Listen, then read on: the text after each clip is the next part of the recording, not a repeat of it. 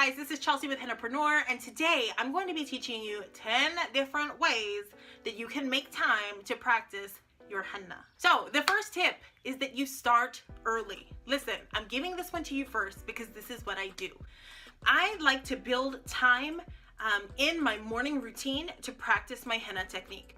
Normally, the first thing that I do, when I get up to start the day is I'll, do my hygiene things, get up, brush my teeth, all those, all that jazz, get dressed, get to a place where I'm feeling good about where I am in the day.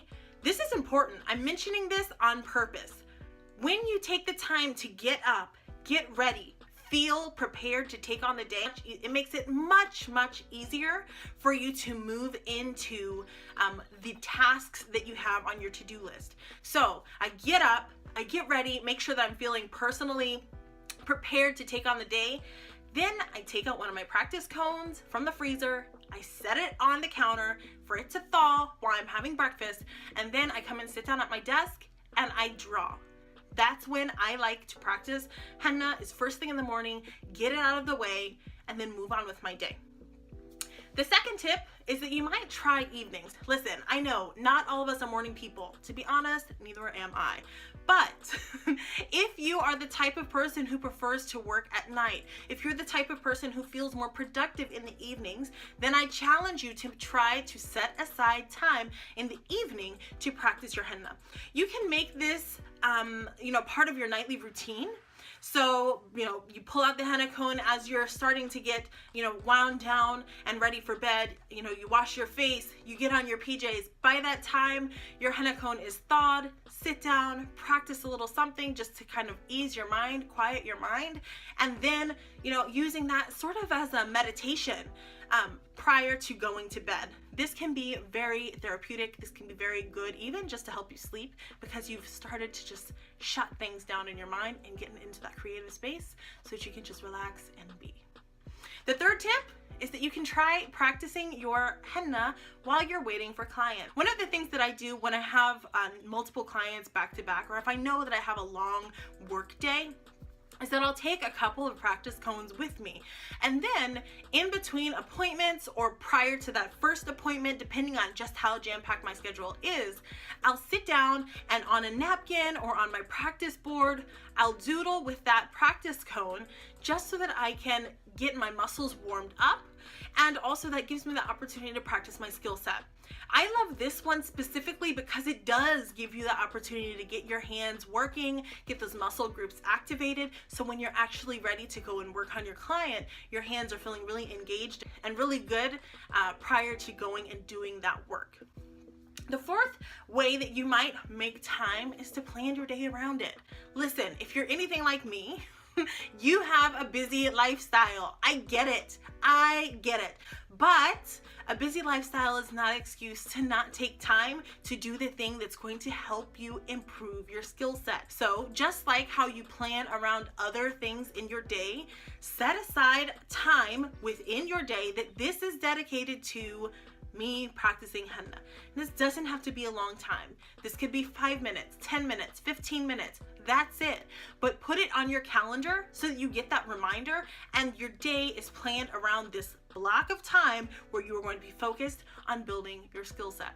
The fifth tip that I have is to start to treat this as self-care. Some people, when they feel like doing a thing is like a chore, then they start to procrastinate. And they start to push those things off. And they start to just say, I'll do it later. And then they don't do it at all. I would like to encourage you, if you're one of those people, to reframe the thought of practicing as a type of self-care. This is your time. This is your opportunity to be at peace, quiet, focus, create something with your hands, be inspired, have permission to do whatever it is that you'd like on that board. That is beautiful. It's refreshing, it's energizing.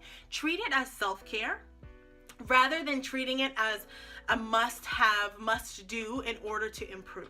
My sixth tip is, listen, if we just have to make time somewhere, why not over your lunch hour? Odds are you're not using your whole lunch hour to eat lunch anyway. You're probably on Facebook or responding to emails or making phone calls.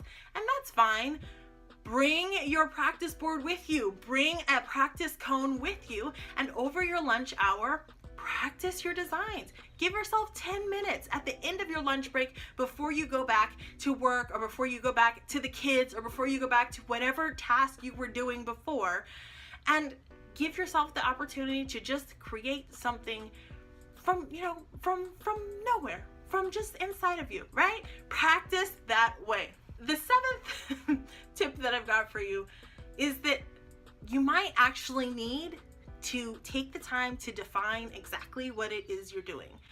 I have to say that I'm guilty of this.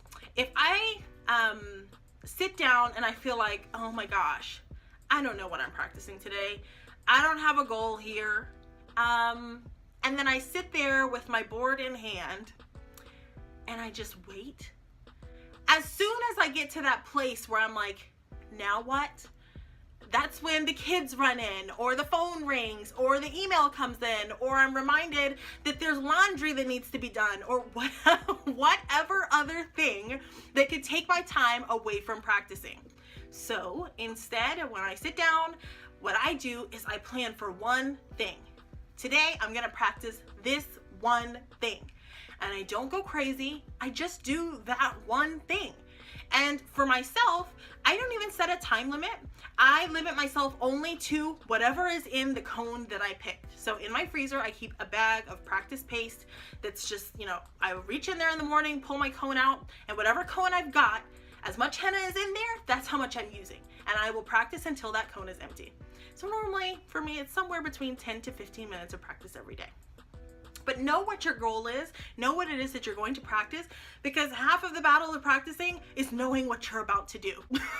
If you don't know, odds are it makes it a lot easier to just bail on the whole idea of practicing to begin with. My 8th tip is do this while you're waiting for dinner. Listen, do this while you're waiting for the water to boil. You're making pasta? You know it's gonna take 10 minutes for the water to boil. Sit down, do henna while you're waiting for the oven to preheat, or you're waiting for the pasta to boil, or you're waiting for the soup to come. Like whatever it is that you're doing in the kitchen, this is a great time. I'll tell you, when I miss my morning practice, this is what I do.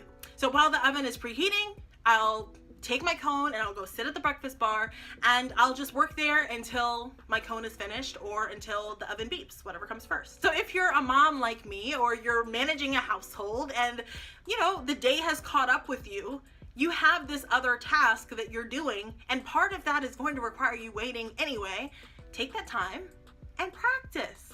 No biggie. The 9th tip I've got for you is to do it while you're watching TV. So it's so easy to be like, no, I've got no time in my day. I've got no time in my day. There's no way that I can practice. I don't have time. Except you know that you've taken time for Netflix.